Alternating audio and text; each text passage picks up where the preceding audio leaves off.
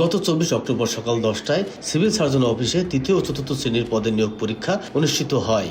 এর আগে গভীর রাত থেকে সকাল 8টা পর্যন্ত জেলা সদর হাসপাতালের আরএমও ডাক্তার হোসেন ইমামের বাড়িতে বেশ কিছু শিক্ষার্থীকে দেখতে পান স্থানীয়রা। বিষয়টি সন্দেহ হলে স্থানীয়দের সহায়তায় সাংবাদিকরা ঘটনাস্থলে এসে ভিডিও ধারণ করেন।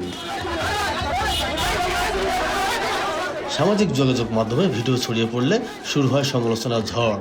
স্থানীয় ছাত্র সংগঠনের নেতাকর্মীরা সিভিল সার্জন অফিসে তালা পর্যন্ত ঝুলিয়ে দেন। নিয়োগ পরীক্ষায় কারচুপি তদন্তের স্বার্থে সিভিল সার্জন রোববার পরীক্ষার ফলাফল কার্যক্রম স্থগিত করেন। পরের দিন সোমবার বিকেলে বিক্ষুব্ধ পরীক্ষার্থীরা কুষ্টিয়া জেনারেল হাসপাতালের আবাসিক মেডিকেল অফিসারের উপর চড়াও হয়। সদর হসপিটালের আরএমও এবং তার ভাই যারা টাকার মাধ্যমে আর কি চাকরির নিয়োগের জন্য টাকা জমা দিয়েছিল, আগের দিন রাত থেকে নিয়ে এসে তাদেরকে প্রশ্ন তাদের হাতে দিয়ে দেয়। কিভাবে তার বাড়িতে পরীক্ষার্থীর অবস্থান করলো এবং তারা নাকি ওখানে পড়াশোনা করছে রাত থেকে, এটা সে অস্বীকার করছে। কিন্তু তার বিরুদ্ধে তো আগে থেকেই নানা অনিয়ম, তারপরে সাপের ভ্যাকসিন তার হাসপাতালে পাওয়া যায় না। এটা আসলে কেন, এই অনিয়ম কেন চলবে 5 আগস্টের পরে?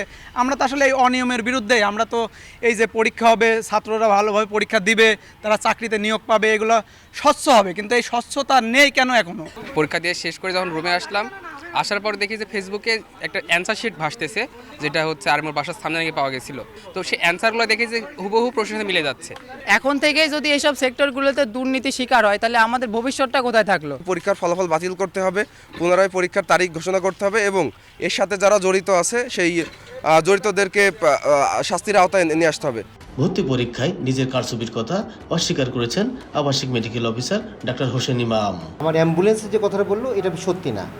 আমার ক্লিনিকে তারা ছিল, আমার বাসাতেও তারা ছিল। এই ব্যাপারটা আমি পরে জানতে পেরেছি, কিন্তু অ্যাম্বুলেন্সের ব্যাপারটা সঠিক না। তবে নিয়োগ পরীক্ষার কারচুপির কিছু নমুনা পাওয়ার কথা স্বীকার করেন স্বাস্থ্য বিভাগের অতিরিক্ত মহাপরিচালক। এই অভিযোগগুলো আমরা পেয়েছি, আমরা দেখতে চাচ্ছি যে অভিযোগগুলোর সত্যতা কতটুকু, এবং একই সাথে আরেকজন ওনার ওই চিকিৎসা কর্মকর্তার সম্ভবত আত্মীয় আরেকজন এটার সাথে সম্পৃক্ত। আমরা ওনার কতটুকু সম্পৃক্ততা আছে আমরা একটু যাচাই করব।